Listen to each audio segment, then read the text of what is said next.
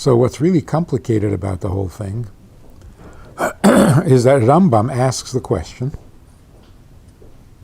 if God knows everything, how do we have free choice? And he basically says we can't understand it.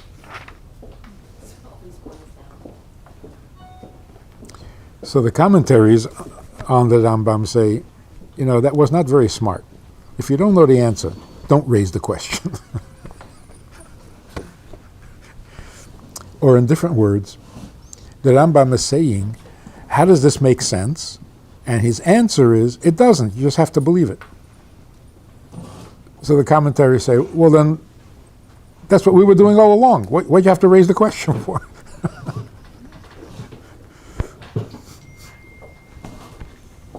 So it boils down to us needing to be believers.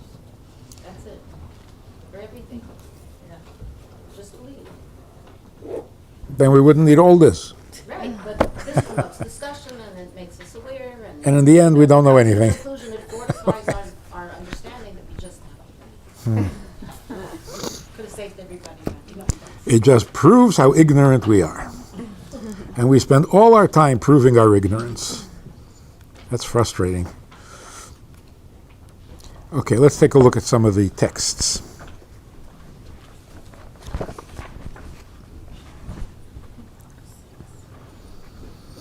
The first text is the pasuk you were quoting.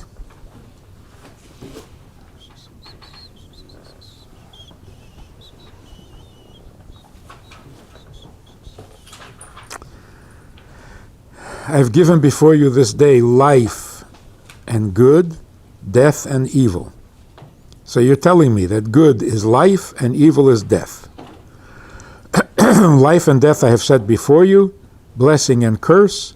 You should choose life. That doesn't sound like a very free choice. It sounds like a compelling choice. I mean, you don't want to die, right? So behave yourself. That's not free choice. Listen, free, I guess the only free aspect is that in the end, you choose. That's the fact. You choose. You're making the choice. Nobody's making the choice for you. That's the aspect of freedom. Well, something is making the choice for you. Your survival instinct. So it's not like life and death are equal and you don't know which one to choose. They're not equal. So if you choose death, there must be a very compelling reason. Something's pushing you. We usually call it insanity. And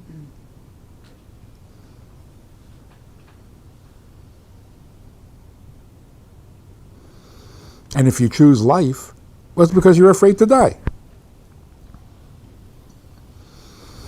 Okay, so the first thing we have to establish is that there's a difference between choice and free choice. Nobody's questioning whether we have choice. Of course we have we make choices all the time. Every minute we're making a choice. You want to go, you want to stay, you want to eat this, that, drink. We're always making choices. What the Torah is telling us is that there is also, in addition to your ability to make choices, you also have the capacity to make a free choice. And that's a whole different thing. And that's the one that we have a problem with. When do we experience a choice that is really free? And free means free of influence. Am I making the choice or is the choice being made for me? So for example, somebody comes back from shopping and says, there's an outfit in this particular store, it's to die for. you gotta have it. You're not giving me a choice. And you're choosing death, right? Because it's to die for. It's to die for. In other words, it's so compelling, how could you not? So did you choose it or did kind of it choose you? So free choice would only be something that's equal on both Right.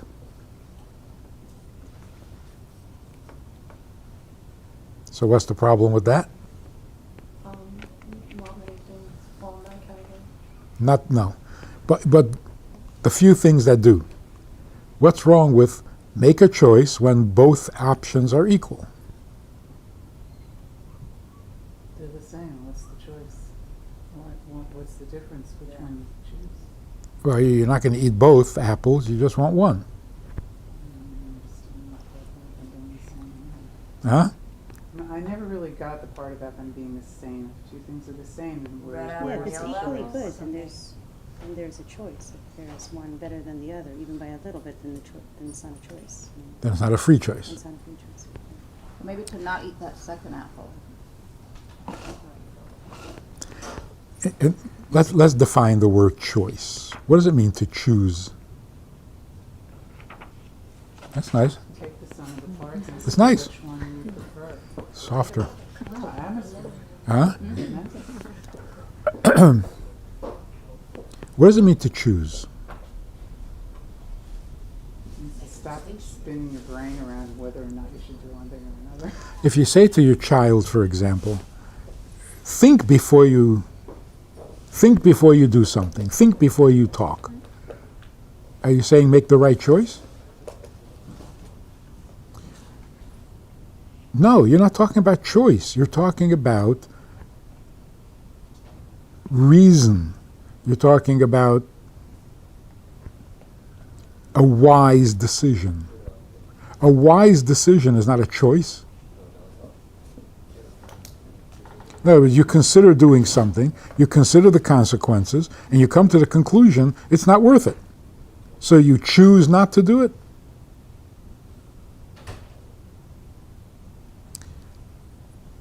Your reason compels you not to do it. So it's not a choice anymore, it's a wise decision. It's a judgment call. So there's a difference between choice and judgment call. One is a reasoned decision, the other one is a choice. If you have a reason to pick one over the other, then it's not a choice anymore. It's a reasonable decision. And what makes it reasonable can be any little thing. You have two apples and you choose one because it's closer. Why reach further when you can have the one that's closer? So even that is not a choice. That's a reasonable decision. Because we want to conserve our energy. To reach further uses up more energy. What if they're both exactly the same spot? Okay, so if they're both exactly in the same spot and they're both exactly alike, now you have to make a choice. Well, what's the choice? It doesn't matter which one you do. So Maybe the taste, there could be things. Maybe one's more attractive looking. Huh? Maybe what? Well, if one's more attractive looking, then it's the maybe same one kind looks of a thing. fresher or one looks. Well, then there's no choice. There's never really a choice then. You're making Okay, those- so imagine, hypothetically, that you have two apples and they are exactly alike in every detail. But you only want one, so which one are you going to eat? Doesn't matter. Random. You got to eat one. Which one are you going to eat? Eeny, meeny, miny, moe. It matters Just to the reach apple, out I and take guess. one. Which one? Well, the only effect of the choice is it is a choice, and you are making it, and it is completely free, but it doesn't have any consequence to you. It has a consequence to the apple. Okay, so which one are you going to pick? I feel like the lead up to that choice is more of the choice. I'm making a choice to be an obsession over which apple I'm going to eat rather than just taking one. Yeah, but just taking one sounds really simple. Which one are you going to take?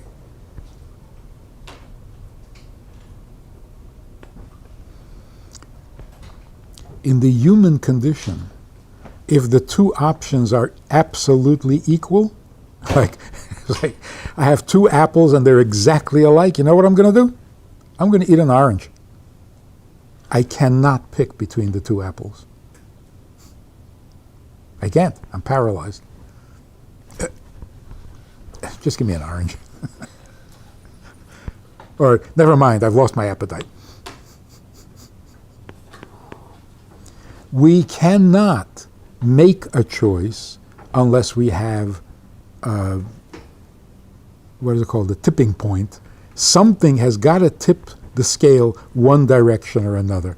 Otherwise, it paralyzes me.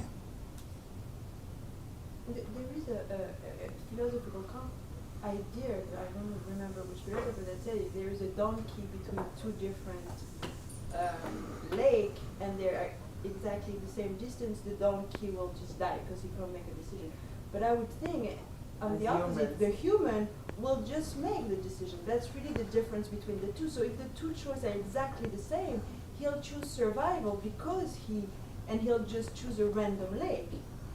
The animal, by opposition, cannot make that choice because he doesn't, I don't know if he doesn't have the concept of survival or whatever it is, that freezes him. But the humans can make that random choice just by choosing randomly one versus the other. I'm not sure. The human being will come up with a reason. Yes, has that capacity. But he'll come up with a reason. He'll find something about one of them. But if he really... With equality, he can find something. He can just make up something. That's really the human condition Right. versus the animal. Right. For example, if he's Jewish and there are two lakes, He'll pick the right. Right. he'll go to the right side because the right is better.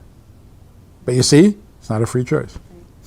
Where the view across the lake is different, Then it's not an equal then choice. it's not right. Which has But to is see past anything the lake. ever really the same? So you see, there are people who are catatonic. What does that mean? Immobile, stairs. They just sit and do nothing. It's a mental thing, though. It's a mental. Frozen, sort of? But that's because they don't see a difference. Should I get up or not? What's the difference? Psych. So it's apathy in a way. It's worse, much worse. It's in the inability to distinguish. So all things look alike. And if everything's alike, then what do? You don't do anything. So we really don't, it seems, that we don't even have the capacity to make a free choice. It's not possible. Because it's free only when the options are equal. And when the options are equal, I'm paralyzed.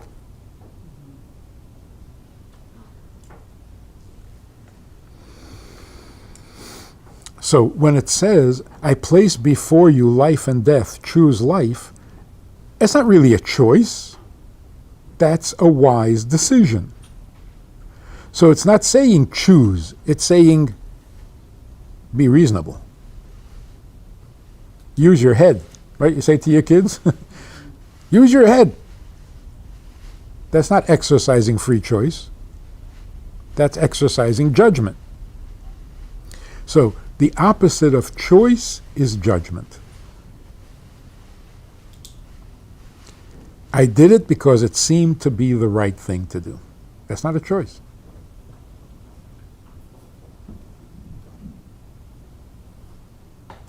Well, you choose that you're not going to go with your fear, and you're going to go with what your higher instinct, or for lack of a better word, however you want to put it. Because it's That's the more a reasonable. choice to do that. You choose to overcome your fear. That's it. So that is a choice. It is a choice. equal instances, not in terms of their characteristics, but in terms of the fact that you can make either one of those choices. But it's not free. In other words, whatever you'll find more compelling will become your choice. Right. Fear overcomes you. Right. Okay. So a person is faced with the choice to do a sin or not to do a sin. That's not a free choice. The sin feels better. So what's the choice? You say, well, think of the consequences. Oh, then it's not a choice anymore. Now you're telling me to use judgment.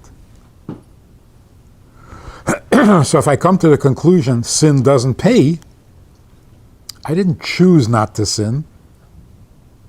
I decided not to sin because the consequences are, can't do the time, don't do the crime. You said something yesterday that the animal soul and the godly soul had both good and bad in them, and that's equal. In what way? So they both have the same things. So if those are equal, then following. But good and bad is not equal. They're not the same at all. So if you want to make a choice and call it free, you have to remove all reason, logic, benefit. So what do you have left? It seems like what you have left is paralysis. And how can you make a choice? You can't. So who called it free choice to begin with? Why does it say choice? Why is that the Why issue? does it Okay, use so the here's word the point. The Torah is telling us that there is something you didn't realize you had. You know you can make choices, but they're never free. In addition to those choices, there is also this phenomenon called free choice. And we're trying to figure out, where is that? How is that? So that's what the dilemma with choice is. Well, is this the source of choice to begin with, this process? In Is- other words, this is where the whole issue comes from? Because, there is no suggestion of it being free. It doesn't say anything about that. It's just that you In the verse? yeah, Right. Doesn't sound like it's free at all. it doesn't say free. No. It doesn't even bring that issue up. So why is In that fact, issue? it's giving you a very good reason. This is death and this is life. So what's the choice? Okay, let's go on. See what the Rambam's problem is. The Rambam says, Which number? number 2,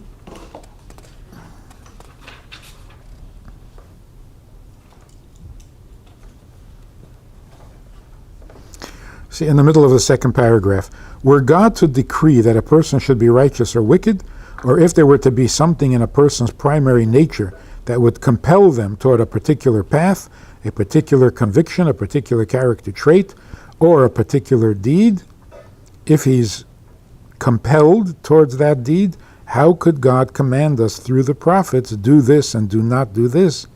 What place would the entire Torah have? Torah means instruction. Well, what's the point of giving me instruction if I'm already programmed? Because there's some element of give. There's some element of space that you have. There's some aspect that allows you to separate yourself. Okay, so he's establishing the fact that we need to have free choice, otherwise Torah doesn't mean anything. Secondly, by what measure of justice would God punish the wicked and reward the righteous? If you're already programmed, why do you deserve any credit and why do you deserve any punishment? It's not you doing it.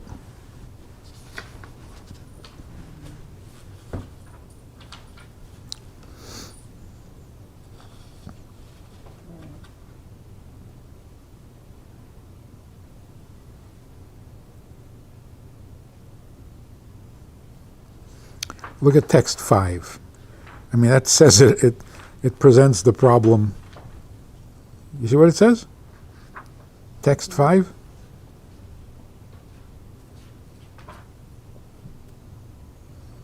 All is foreseen and free choice is granted. Excuse me? That's weird. Contradiction. Uh-huh. Between the two, there's a real question. Yeah. So, again, let's clarify this. There are a number of issues. Number one, God said don't do it. how is it possible that you can ignore his command? Is his command not effective? God said, let there be light. There was light. There can't not be if God says there should be.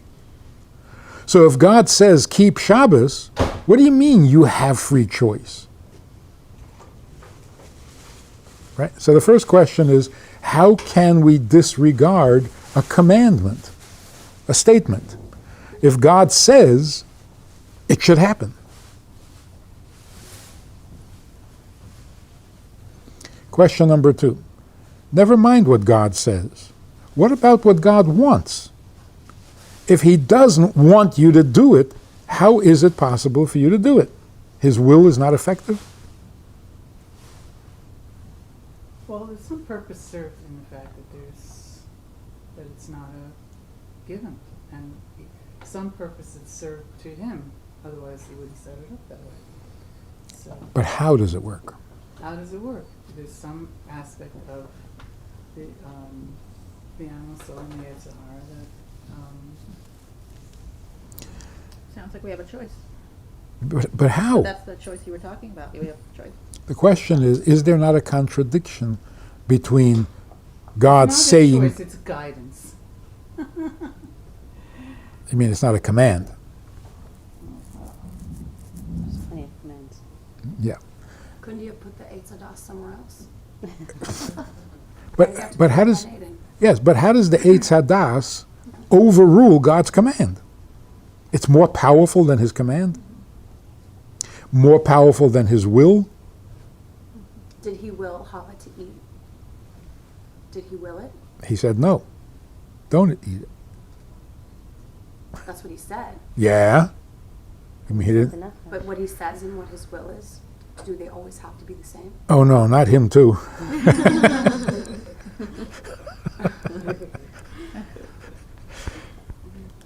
Another question. If he knows what you're going to choose, doesn't that prevent you from having choice? And by the way, why is that? Not necessarily. Well, everybody says, well, if he knows what you're going to choose, then obviously you don't have choice. Why is that a problem? Because he's timeless, he can see everything. There's no past, present, future. He Right. sees it all. Right. But we still made the decision to get there. That's the answer. But why was there a problem in the first place? He knows what you're going to choose, and you choose it. Why? Where's the contradiction? It seems the contradiction is, how can he know what you're going to choose if you're not compelled? Like a psychiatrist can say, I know exactly how you're going to handle that crisis. How do I know? Because you're programmed. If you weren't programmed, how would I know? So if God knows what you're going to do, then you're predictable. Well, if you're predictable, you don't have free choice. Well, that's what the Rambam is saying. So that's why God's knowledge is a contradiction to free choice. God's command is a contradiction to free choice. God's will is a contradiction to free choice. And the way he created us is a contradiction to free choice as well. Meaning with all our, the way we're programmed as human beings, each one individually. Yep. That's why One final issue is divine providence. God already planned it. How can you have free choice? Oh, so we do things on the way. It doesn't mean that it's what, like, let's say we do something different from what God planned, but the end result is what God planned. So things can change along the So way. God didn't plan every detail? Did, but then we chose differently. How could you? Thought we had free choice. That's it. Right. So either his plans got to go, or our freedom of choice is not real. Well, there's two But how levels. It's levels. It's not all the same. So And how does he even have a plan if he recreates anew every second? I mean, if he has a plan, then he doesn't recreate from anew completely. He builds on, right? He It seems that the only he God recreates. has free choice. We don't really. He every Okay. second he has a free choice to do or not do, but we're Okay, so the one thing we see from this, most religious Jews don't have a problem because they'll simply say, "Yeah, right. Okay, so it's as if we have free choice." Or God planned everything. It's like he planned everything. He didn't really plan everything. That option, Hasidus does not accept that at all. Because you're talking about Teiras Emes. In Torah, everything is true. It's not as if, it's something like, it's similar. That cop-out is not acceptable.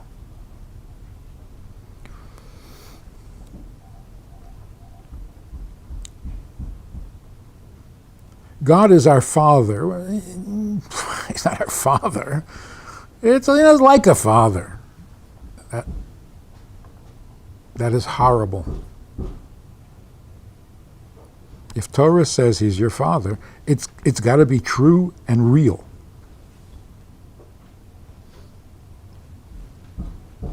This is a really Although there's a difference between true and real. It's got to be true, and then it's got to become real. So just the approach. This is really tough. If we're sitting here as adults, but as teenagers, as people that are going through life struggles, this is a really big thing. Like, if God set me up for this, where's my choice in how I succumb to any addiction, anything that He throws at me? It's just He's waiting for the bomb to just, He really is. It's like a ticking time bomb. You know what's going to happen. You're set up for this. The question is, how are you going to respond? Yeah. So, the Mishnah says, everything is in God's hands except Yiras Shamayim. Other than the fear of God, everything is pre-programmed. So, we now know that freedom of choice has very specific application. You have freedom of choice only when it comes to the question of God-fearing. To do right or wrong, you have freedom. But things that are neither right nor wrong, God already planned it out. In other words, to serve Him or not to serve Him, that's your only choice. Whether you're male or female, contrary to public opinion, you don't have a choice. Whether you're going to be in this generation or a different generation, you didn't have a choice. Whether you're going to be born or not, you didn't have a choice. You don't have a choice in anything other than your relationship to Him. Which kind of makes sense, because that's the whole point. The whole point of creation is, will you be mine? So in that we have free choice. Everything else we don't. It's a simple answer. Hmm? I said it's a simple answer. No, so people get frustrated. How come I can't get a job? It's not meant to be. Well, where's my freedom of choice? Not about your job. What about the way you respond to situations? Is that not? If there's a moral consideration. If one response is moral and the other one is not, you have free choice. In other words, to do it God's way or to not do it God's way, that you have a free choice. But even that, God knew what we were going to choose. Right.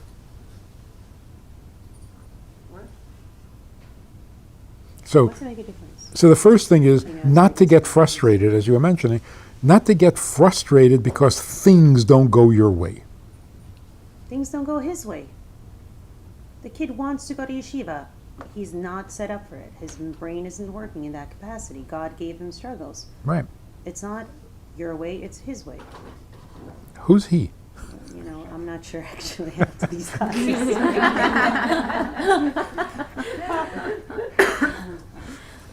He, she, I don't know. Talking about your son? No, so No, my son is a son. Baruch Hashem. so the I'm talking about teenager, in general, a teenager. yeah, so the teenager should not be frustrated by the fact that he can't make it happen. You will never give him free choice on that. The only time you should be frustrated about your choices is where you have choices, and that's only in Yiras Shamayim. So now look at the picture this way. Aren't we basically programmed at birth? Yeah. So a good psychiatrist will be able to predict every decision you're going to make based on your personality, your temperament, your background, your influences, what.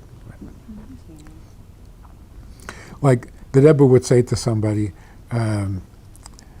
you shouldn't marry somebody less frum than you, because then you're going to become less frum. And 10 minutes later he says to somebody else, so what if he's not frum? So you'll make him frum.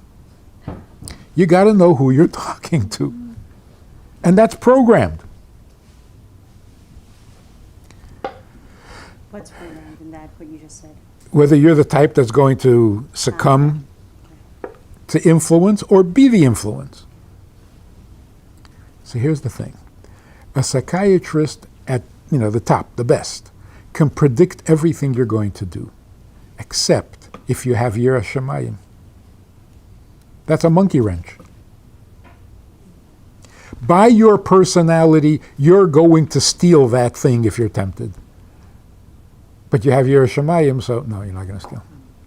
It's a game changer. It's the unpredictable ingredient. Just recently, a guy told me that he's depressed, and he says, "Don't worry, I'm not suicidal. I know right from wrong." In other words, I am suicidal. Otherwise, he wouldn't have mentioned it. He said, "But I'm not going to kill myself because it's wrong."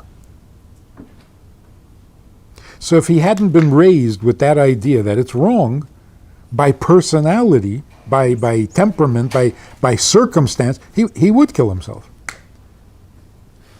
So there's this unknown ingredient, unpredictable. You bring in God, then you're not being yourself. You're doing what he says. Sometimes. Sometimes not. So that becomes the choice. You cannot be what you're programmed to be if you introduce God. But this Yiras Shamayim, if it's really a free choice, we should be paralyzed to yes or no. No, he wants. If he wants, then that's what I'm going to do. But we talked about before about the freedom of choice, the randomness, equality. Like we can do it, we cannot do it. So it's just randomness that some have Yiras Shamayim, others don't. What makes that? If it's such a free choice, then in a way it's even more unfair. You could say, Okay, we'll get to that in a minute. First, let's finish the description. A person does mitzvahs because it's his nature. And he sits and learns all day because that's his temperament, that's his nature. That's predictable. That's no free choice because it's not Yiras Shamayim.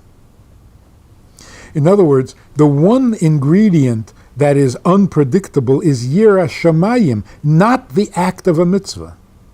I can predict which mitzvah you're going to do.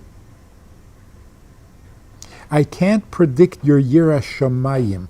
I can't predict your reaction to him.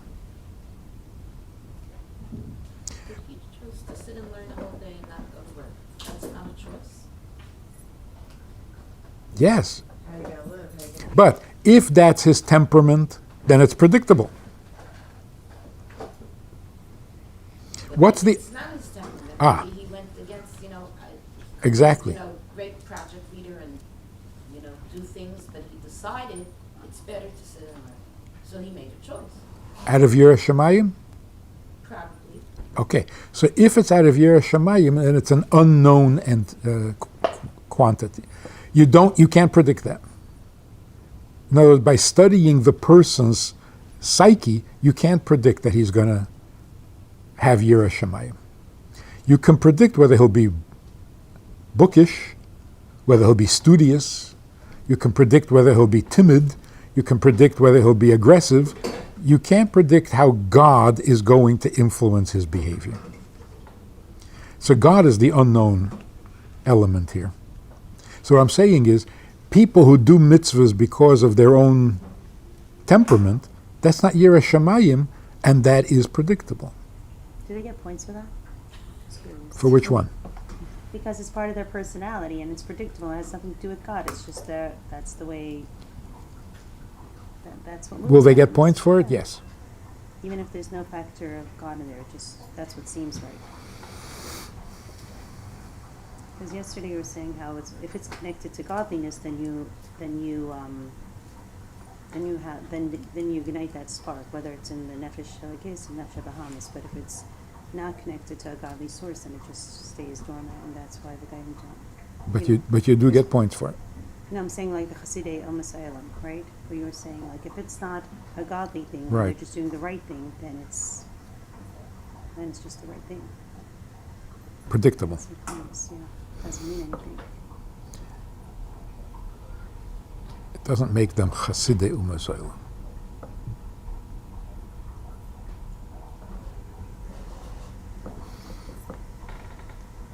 So, choice exists only in moral issues, and moral issues are unpredictable because it's God interfering with your personality.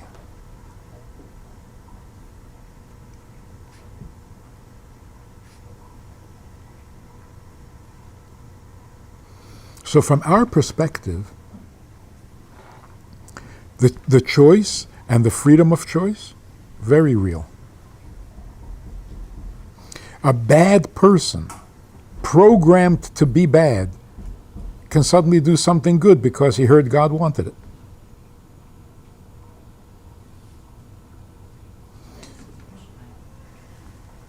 Then it's Yireh Shamayim. So, everything is pre-programmed except Yireh Shamayim. That takes away a lot of mystery. That clarifies a lot.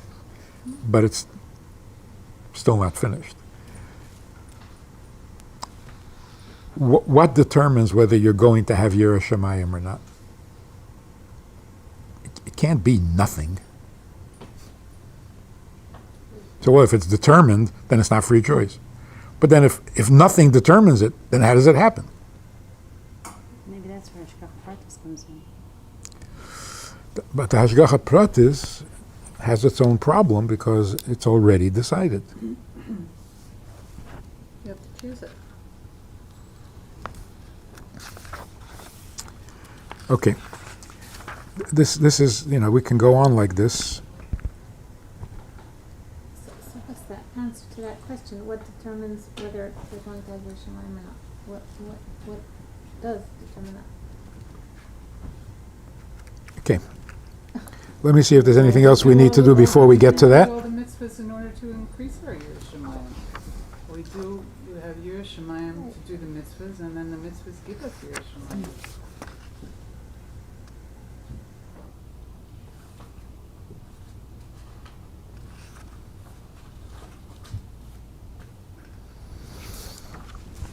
I got a little distracted here.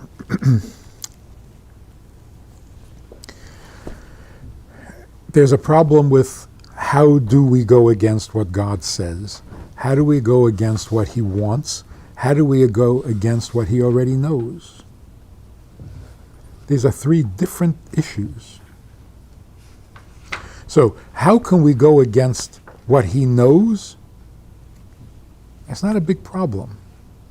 He knows because He sees you making your choice. He's not limited in time. So he doesn't have to sit in today and predict what you're going to do tomorrow. He is in tomorrow. And in tomorrow you made your choice.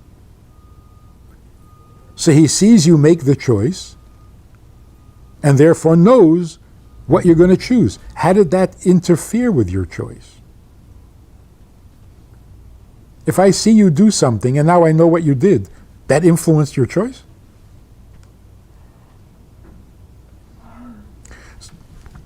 So the problem with God knowing is that how can he predict if you're not programmed? Answer is he's not predicting. He's watching you make your choice. Now the problem with God's will, if he wants you to behave a certain way, how can you have the option to not do it? The answer is because he wants you to choose it. When he tells you to keep Shabbos, he doesn't mean, I want Shabbos. He means, I want you to want Shabbos. So it doesn't go against his will that you are not ready to keep Shabbos. That doesn't contradict his will. His will is not failing. It's like you want your kid to grow up and be a mensch. You don't want him to just follow your orders.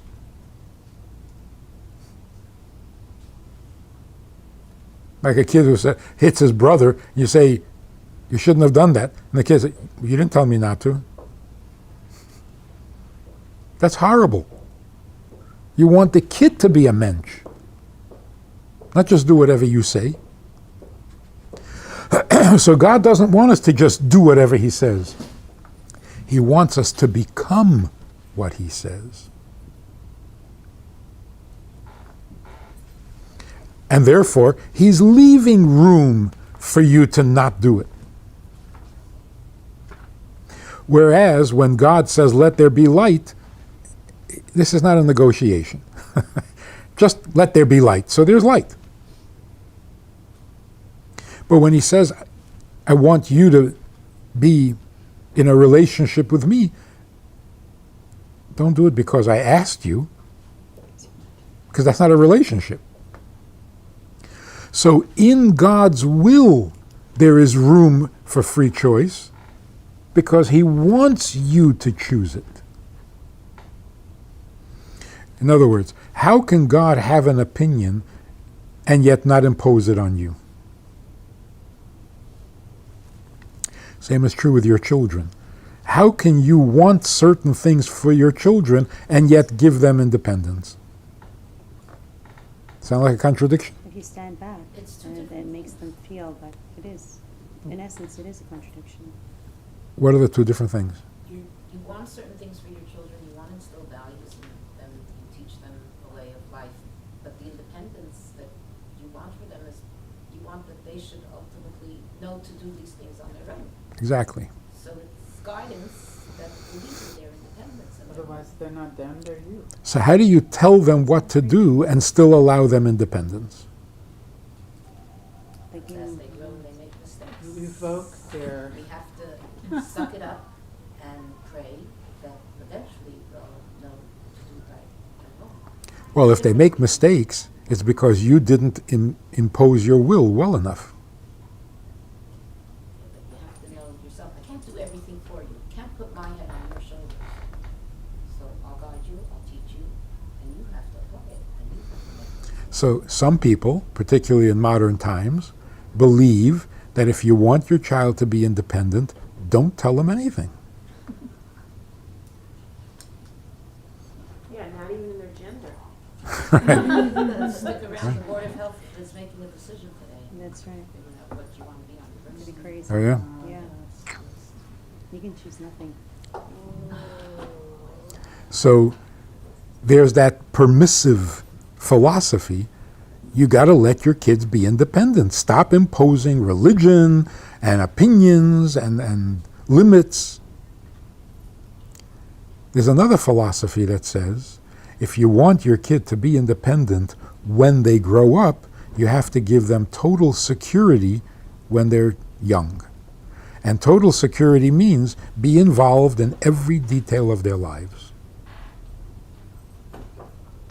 If they get into a fight at school, run to the school, get involved, find out who's doing what, be hands-on. Some people say, what are you doing? Let the kid handle it so that he'll grow up independent. So, but he won't be independent if he's insecure. So the argument goes back and forth. The real answer is, it doesn't matter what you do or what you say. Do you want independence for your child? Then he will have it. If you don't want it, he's not going to have it no matter how you behave. So you can stay out of his life and give him independence because you really believe in independence. And that communicates itself. Or you can be totally involved in his life, but you really want independence. He'll have independence. In other words, there's a separate ingredient. I can tell you how to sit and how to eat and how to talk, and you still have independence. Because I'm not taking it away from you. So just because I told you how to sit and how to eat and how to talk, doesn't mean you're not independent. That's a separate issue. So how does God allow us free choice or independence? Because he wants it for us. So he can give us 613 commandments. Doesn't take away our independence. So what is the key to raising Guidance is not independence. Teaching your kid is not you, like, putting yourself on them. I don't know what the word is, but if you're constantly telling your children things that you approve of or you don't approve of, how is that showing them independence? How is that giving them a free choice? How is that making them? What is the difference? What is the difference between educating? Especially if there's consequences as well. Like, how is that an independent? That's exactly. Because you have to acknowledge their reception of what you're saying. What is the difference between educating and brainwashing? There's no independence with brainwashing. And yet, the educational method, how you educate, could be more forceful than the method of brainwashing, which is very gentle, very subtle. So how forceful you are, how many commandments you give, or how many consequences, doesn't necessarily take away your freedom of choice, your independence. But a subtle brainwashing procedure takes away your free choice. Because the brainwashing wants to take away your free choice. That's what it's aimed at. Whereas education, no matter how forceful, it doesn't mean to take away. That's not what it's trying to do. It's like brainwashing is manipulation, and education is more honest. Mm-hmm.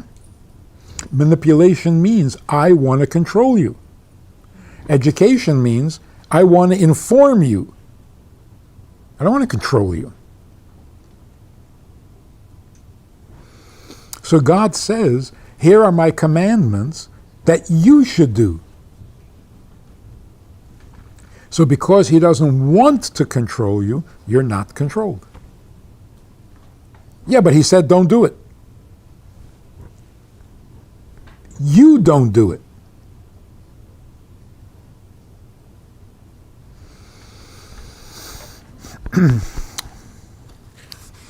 Okay, let's get to the real substance here. God's knowledge is not a problem because he's in the future. He's not predicting. God's will is not a problem because he wants you to be independent. He wants a relationship. He wants your response to him. If he doesn't let you respond to him, he's killing the relationship, which he doesn't want to do. Now, divine providence. How is that not a contradiction to your free choice? God already planned every detail. How does that leave you free choice? I mean, either it's going to turn out that he didn't plan it right, because you surprised him by making a choice, or you don't really have free choice. Maybe Hashgacha Pratis is like his marketing campaign. You can still choose to ignore the marketing. So what good is it? The campaign, the marketing Well, I mean, plan. You still have to give an account for what you've done, and that's part of the account for what you've chosen not to do. So what did he plan? Well, if he wants you to choose life, then Then he shouldn't plan it. He should leave it unplanned. yeah, but he knows. I think he knows our neshamas, and he knows every individual neshama and what their experiences are and what exactly they need to really have free choice. Maybe. So maybe that's why some people experience Hashgacha Pratis more often at certain points in their life, because he knows that's what they need. Maybe, I don't know. It's interesting. So Hashgacha Pratis is like a pep talk. Campaign. Yeah. Go for it, I'm behind you. Maybe. Hashgacha Pratis means that God has a plan for every single detail. When did he make that plan? Before you made your choice or after? He made it independently of time. Independent of time. He made the plan after you made your choices. Divine providence is determined by you. Knowing the choice you're making, God plans around it. Hashgacha Pratis doesn't mean you're out of control. On the contrary, Hashgacha Pratis means he's completely dependent on you. His entire plan, all dependent on you. He is responding to you when he makes Hashgacha Pratis. Seems like a contradiction. Yeah. How so? If it's all around you, then how do you sit and say it's all shkachal pratis? He knows what you're going to do. Hashem knows everything, even what you're going to do. And therefore plans around that choice. It was planned already. It's not being planned.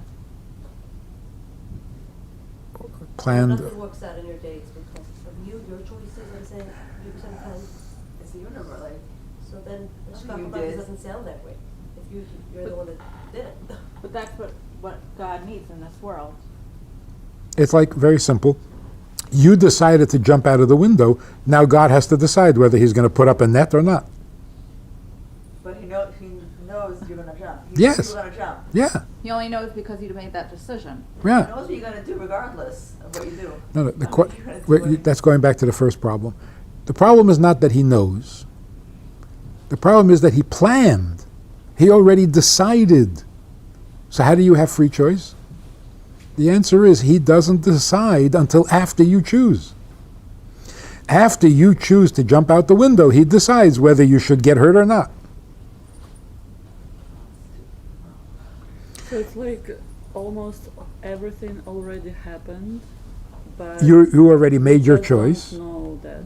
He knows that. Right. It's like You know the simulation consequence. You program. know the consequences. Kind of. No, so it's like, does he know what you're going to choose before you choose it? Yes. No, But some things happen. Hashem knows everything. because there's no before. It's only the present. It's all present. So he doesn't know what you're going to do before you do it.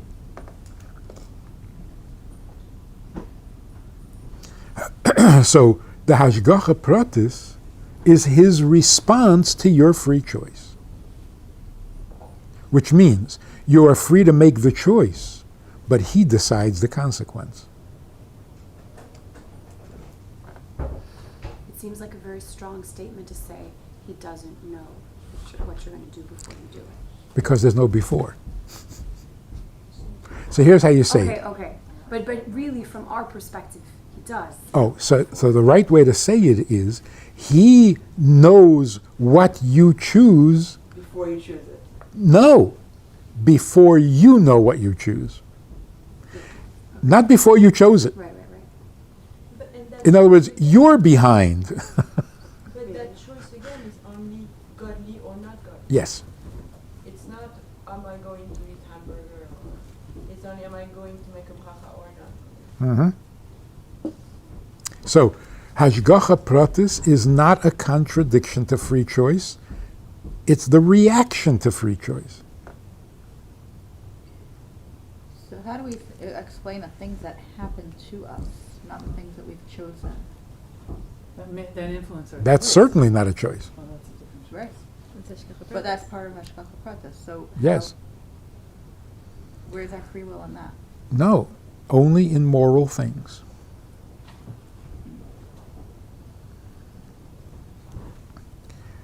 Now, we still don't have a good definition for free choice. What's free about it? So, in the human condition, we mentioned before, in the human condition, you cannot make a free choice. You can't. You have to have a reason, you have to have a motivation, you have to have a cause. Something has to contribute to your choice, otherwise you cannot make a choice. So non-Jews don't have free choice. They have choices, not free choices. Because a human being has to have a reason. The non-Jews have reasons for choosing certain things over other things. Yes, they have a reason. That's why it's not free. If a non-Jew meets identical twins who are exactly the same in every way and perfectly compatible with the non-Jew, and they have to choose which one to marry, and they both want to marry the same person, and that's free choice. Can't do it.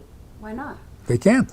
But I thought we already established that choosing between two things that are identical is really free, in a way, free choice, right? Didn't we By establish that? definition. By definition. But in reality, we can't do it. In other words, if we had a really free choice to make, we wouldn't be able to make it. We would need a reason. And that's what the Alter Rebbe says in the first Perek of Tanya. Non-Jews who do kindness for a reason. Then why would a non-Jew be willing to give up their life to save another person? For a reason. But the reason transcends. It's a very good their, reason. Their life. Yes. So. It's a very good reason. Noble reason. But a reason. In other words, he doesn't see it as equal. Die, not die. No. He is convinced that he has to die, doing whatever he's doing. So let's now get the definition. We all have the assumption that choice means there are two or more options and you have to pick one. Yes? Yes.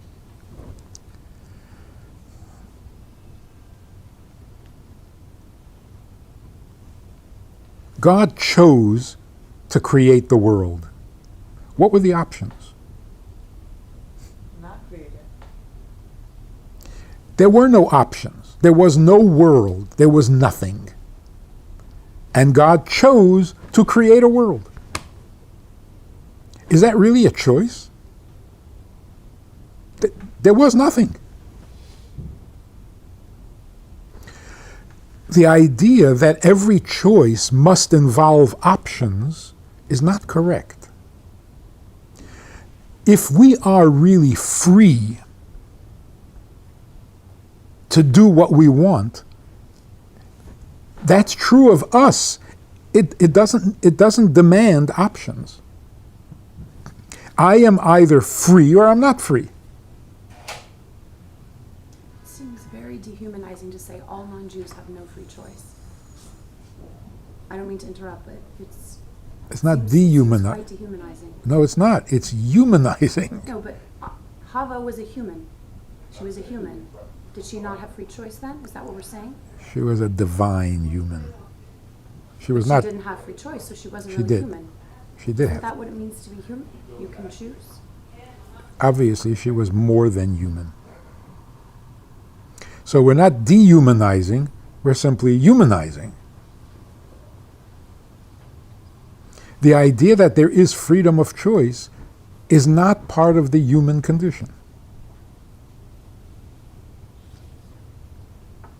It's like saying a non-Jew has one soul, not two souls. That's dehumanizing? No, that's defining the human being. Having two souls is not human.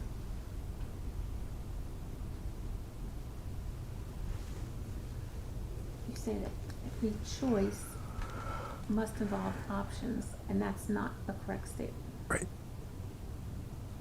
But could you just explain why? What is real freedom? Real freedom means nothing prevents me from being me. Isn't that real freedom?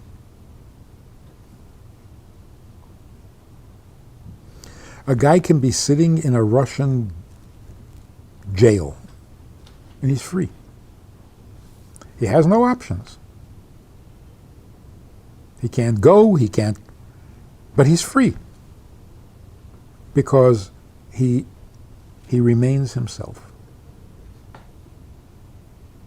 He can have fear of heaven, even if he's a non-Jew, though, right? Sure.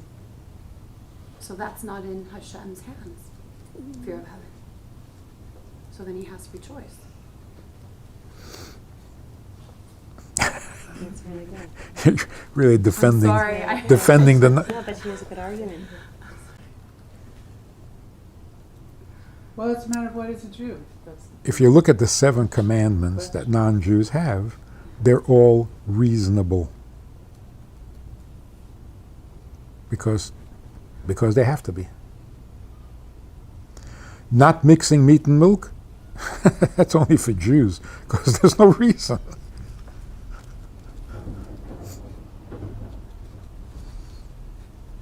So again, let's get back to the definition. So are you saying options stop you from choosing?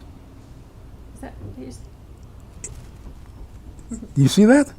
I That makes heard sense? it, but so then if options stop you from choosing, then what allows you to choose? Now we took away the options, so what's the next step after that? The next step is find the freedom in yourself, not in the options. Free to be me. Find the freedom in yourself. Freedom is the essence of you. It has nothing to do with 2 apples. So you're saying a person has to really know their self to be free. Most people don't really know their true self, or if they do, it's Yeah. too hard to get there. So Or another way of then saying they it, can't be free. another way of saying it is there's the thought that if I'm really going to be free, give me all the options. If I can do anything, then I'm free. So the more options I have, the freer I am. It turns out that that's not. So free choice is an internal state Yes. of Yeah. being, not- Free choice means get rid of everything that could block me or prevent me from being me. Which means if I am really free, then I have no options. I am what I am, and that's all what I am. So the paradox of free choice is that it isn't free. So almost say free choice means free from having to make a choice. Because I'm already me. What's the choice?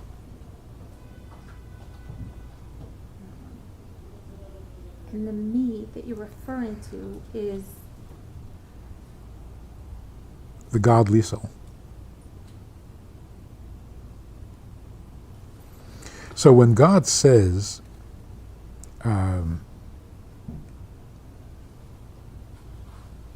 choose life, first he says, I place before you life and death, good and evil, right? Options. And then God says, okay, you know what? Never mind the options. Choose life.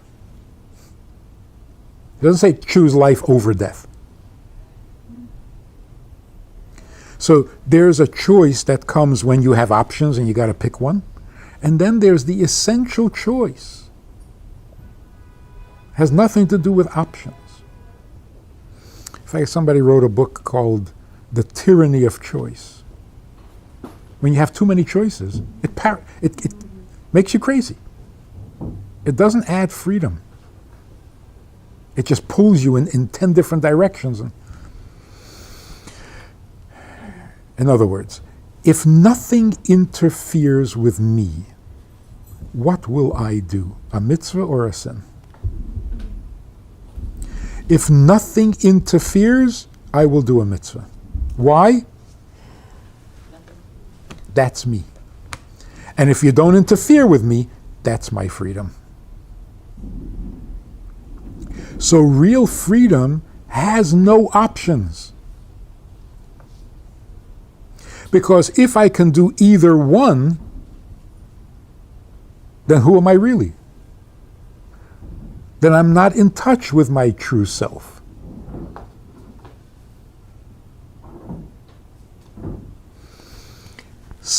Mesiras Nefesh, self-sacrifice for the godly soul, is not a choice. It's like, do I really want to die for this thing? Glad you brought that up. No, I don't want to die, but I can't do idolatry. And what does it mean I can't? It's not me. Nothing is preventing me, nothing is forcing me, so it's a free decision, free from having to make a choice. But it's an Averis, I won't do it. Huh? It's an Averis, I won't do it. I do other Avedas. Even the lowest of the low has Mesiras Nefesh. Like what happened all of a sudden? But it's free choice, always good and bad, or it could be Yeah, good right. and good. Right. For a Good tzaddik, and better. see, the proof of this whole thing is, does a tzaddik have free choice? Can't sin. Right. Nebuch. But you could do different levels of. See, but it's not even a good question. What does it mean, does he have free choice? He can't sin. It's not the choice. You're shipwrecked on an island and you can't go shopping, so you have no free choice? Free choice is who you are, not what you can do. In fact, shipwrecked on an island, you will discover where your freedom really is.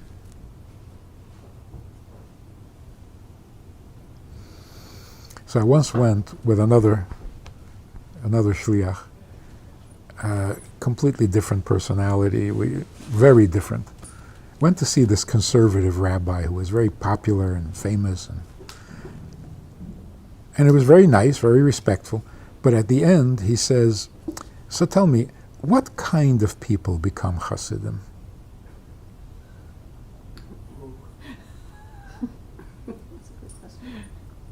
Was that really a question? It was a little offensive. Why? Maybe Why is it out of curiosity? What kind of people? There are certain kinds that become Hasidim. So I said, Unless he wanted to be one himself. there are two Chassidim here. What kind do you think we are? You want individuality? You want to bring out the individuality in people? Get them to dress exactly alike, eat the same foods, read the same books, sing the same songs, and then we'll see. if there's any individuality. In other words, individuality doesn't come from how you dress. Anybody can wear that. When you are not different in any external way, what is left to you? Now we'll find out your individuality. So actually, when you take away options, you get closer to your freedom.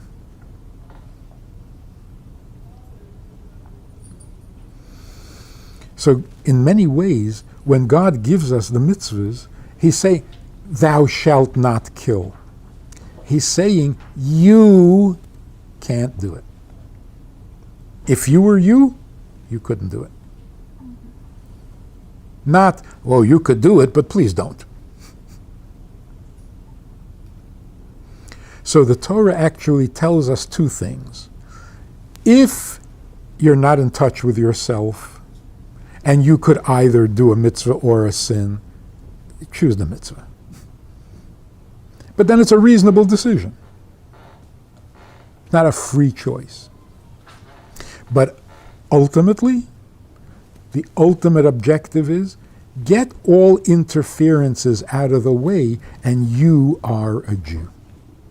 And therefore, because you're going to do the mitzvahs. Without needing a reason to do it. Because that's just you. Why is that so significant and important? Because we're trying to have a relationship with Him. What is His feeling about the mitzvah? He thinks it's a good idea? He chooses the mitzvah because it makes sense? No. He is the mitzvah because that's godly. Now He says, can you become godly with me?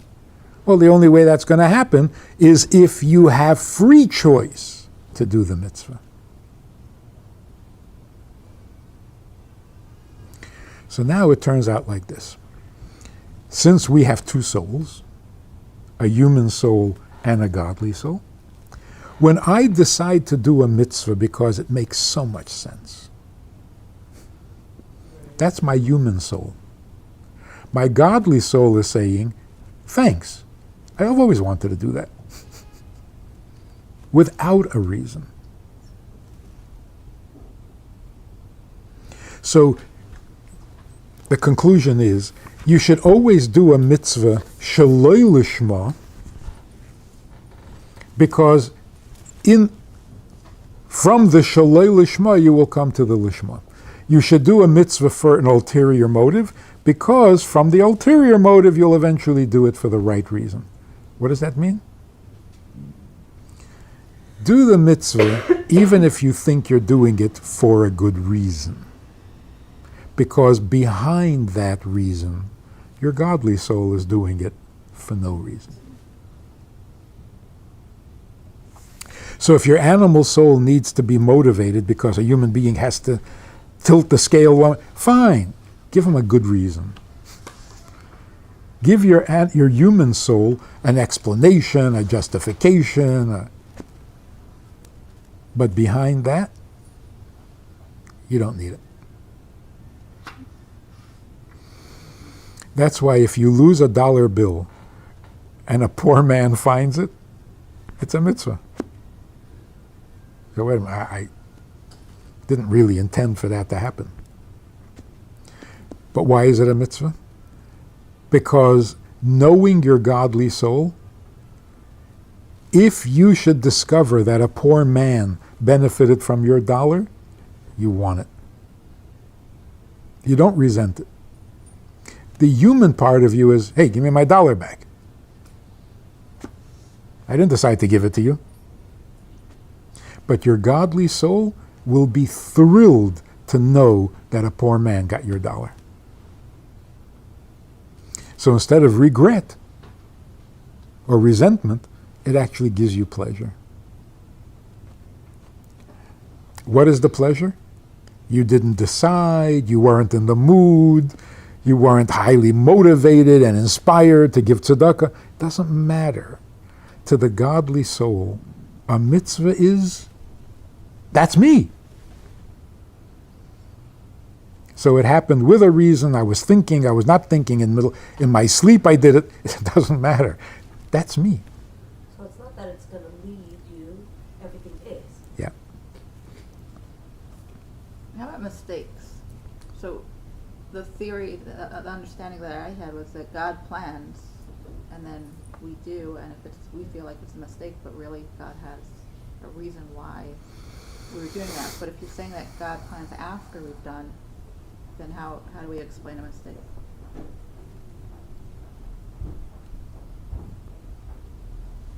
There are two things.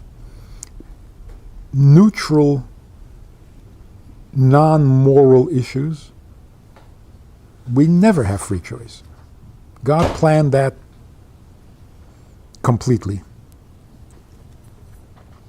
So where you live, what your job is, these are not moral issues. God decided that without consulting you because it's not important to the relationship. I don't know. Someone living in the boondocks of Australia, it's very important to the relationship. That doesn't know that he just discovered that he's Jewish. That is the whole relationship. Okay, so you're bringing in a moral issue. So it's not the place itself, it's the availability of kosher food, whatever. A whole lot. Yeah.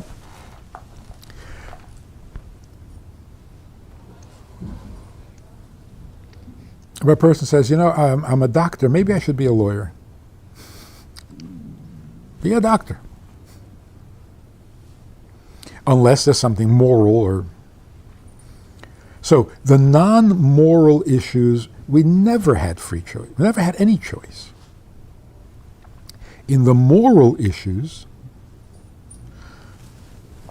we have the freedom to make the choice. We don't have the freedom to control the outcome. Why? Because once we make our choice, God takes over and decides what should happen. So if you made it... Does your prayer make a difference in that respect? No. In terms of the outcome? So if you made a moral mistake, the mistake was you made a bad choice. The outcome could be very good because the outcome is up to God, not up to you. So Yosef's brothers made a very bad choice and decided to sell him into slavery to Egypt. What came from it? Great things. Not that they intended great things. They made a bad choice. But what comes from a bad choice? You never know. It's up to God. So if you make a bad choice and something good happens, you have to be very grateful. Pulled me out of a tight spot. Could have gone really bad. So in most cases, when we make bad choices, God protects us from our own choice.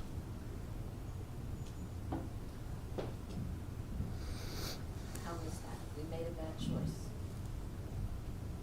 The deed is done. No, the choice is done. What happens afterwards? The guy buys a gun, points it at his victim, and pulls the trigger. That's it. Now you're out of control. What's going to happen with the bullet? What's going to happen to your intended victim? You have no control. But let's say that person dies. That's Not because of you. Pull the trigger. Yeah. When you pull the trigger, either it misfires, or you miss the target, or Defense. it's not the guy you intended to shoot. It was somebody else. now you really killed somebody for. So obviously that was not your decision. God made that happen. So if your intended victim does die, it's only because God decided. Then Not- that's not taking responsibility Exactly. It's taking responsibility for your choices, which makes you more responsible, not less. So was a person supposed, if the person died, was he supposed to die? Yes. So God didn't plan that based on your choice? He So I thought used, he was gonna die and wasn't sure how. no, he used your choice to be the means for this guy's death. And for that, you have to do tshuva. So then why should that person? No, but you have said their he chooses consequences? after what's gonna happen. Yeah, knowing that you're a murderer, Right? he arranges for the people who need to die to be there when you're shooting. right? So that serial killer now has an excuse that I could be this way because God wants me to be that way. Is that No, correct? no. Can we have a more positive example? Well, you have to translate So you it. You can't have really to ever be translate it to upset when something in your something bad life that happens. is an equivalent. You We're know? kind Makes of upset all at someone flawed that and caused get something too bad to logical. happen. What? You're saying you can't ever be upset if someone caused something bad to happen. That person was, you're driving recklessly, you kill someone. So you can't really be upset that person died because this person was driving recklessly. In other words, you're upset with him for driving recklessly, even if no one We're dies. not upset that this child died. He was supposed to die. Of course. Of course. No one is a victim in God's justice. No one is a victim of another person's free choice. Because I'm free to choose to kill, somebody has to die? That's ridiculous. That's not justice. It's like people say, the Holocaust, well, don't blame God. Hitler did it. What are you saying? In order for Hitler to have freedom of choice, 6 million people have to die? Oh, come on. So if it hadn't have been Hitler, it would have been a plague or something. No one dies because somebody is crazy. Life is not that cheap. So every child born in a neglectful or terrible abusive situation, that's just meant to happen to them. Yes. No, so why are we praying for them? Seriously, like, that is what it is. Well, we hope, we want the best. And then what? What happens? And hopefully our prayers will bring the best. How? This is what is meant to be. Where does prayer come in? What is it? Where That's another question. it is? So history doesn't teach us anything. Because history is a story of Never changes action anymore. and consequence. You know what I mean? Cause and effect. Really, there is no cause and effect. History is just a story. Well, morality is not cause and effect. Morality is not cause and effect. The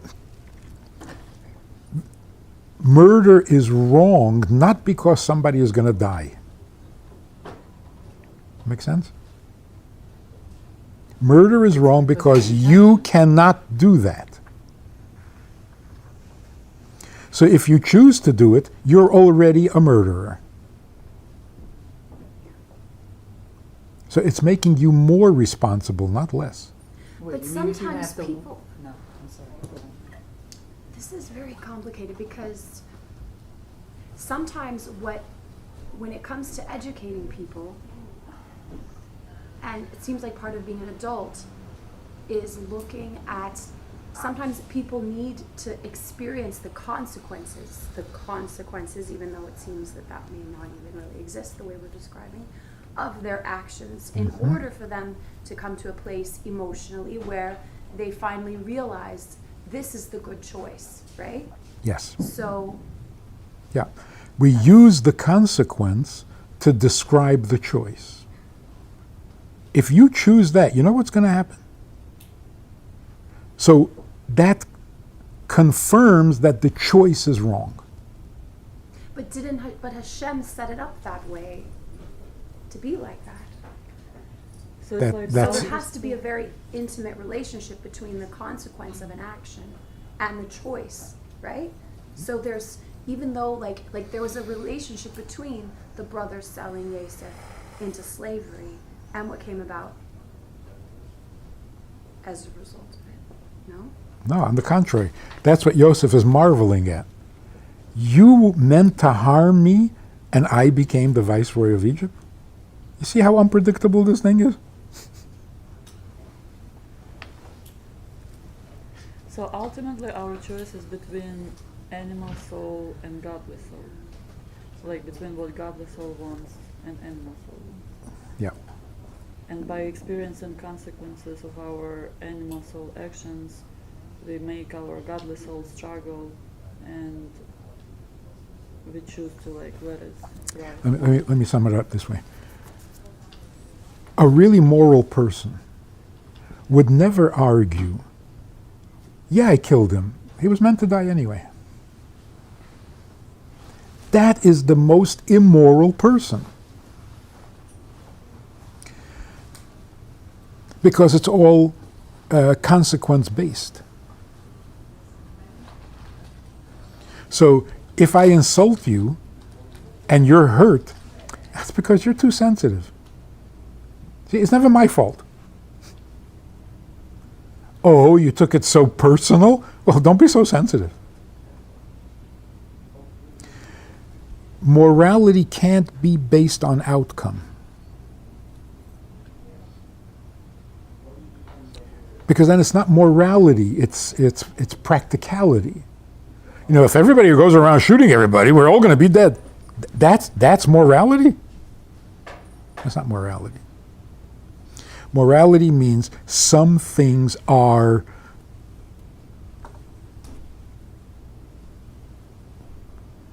past the red line. No matter what happens, you don't belong there. You should not be there. That's not what you should be choosing or wanting or... It's so weird that Hashem would choose people's bad choices as a way of bringing about the good. It's so weird. But that's how we explain how we have freedom of choice, and yet the world will become perfect. How does that work? Because you will be responsible for your choices, but God will make the world work. So if we take responsibility for our choices, we are truly moral people. If you only take responsibility for the outcome, you're being practical.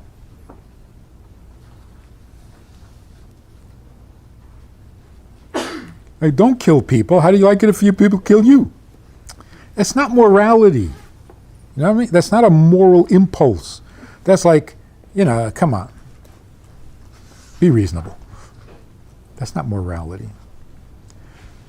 A moral person should be allergic to the idea of murder.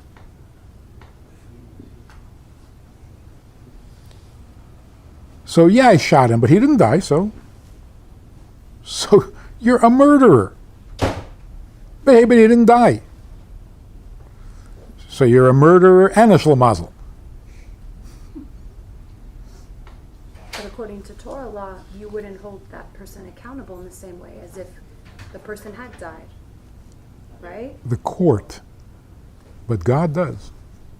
In God's eyes, you are the murderer. The fact that he intervened doesn't get you off the hook.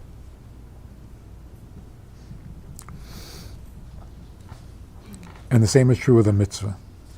Even a mitzvah you cannot do. Why don't you want it? Why don't you choose it?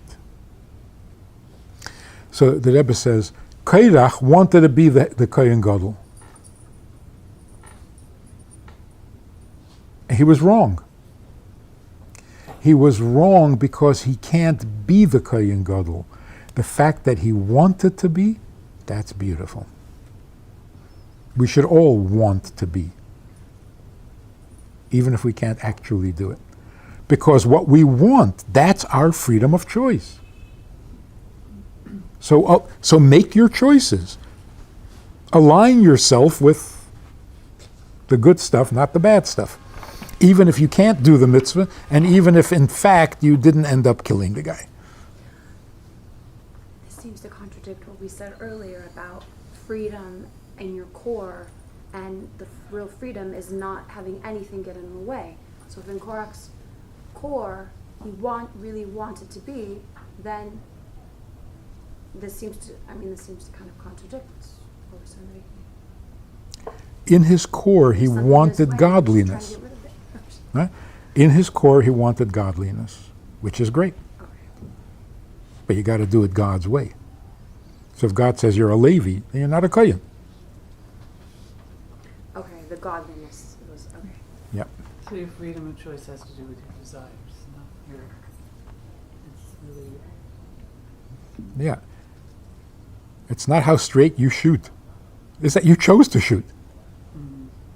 So how's it free choice to choose something negative when at our core we're good, we're godly? Okay, so in terms of who I really am, if I choose to do a sin, it's not free choice. My Yetzer Hara interfered with who I really am.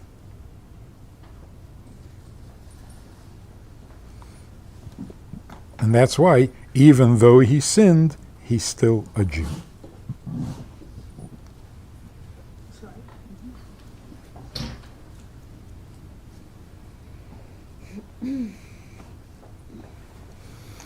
This is the Chabad approach to Kiruv. It's not, let me make you want to be good. Let me make you more Jewish. Let me get things out of the way for you so that you will be who you are.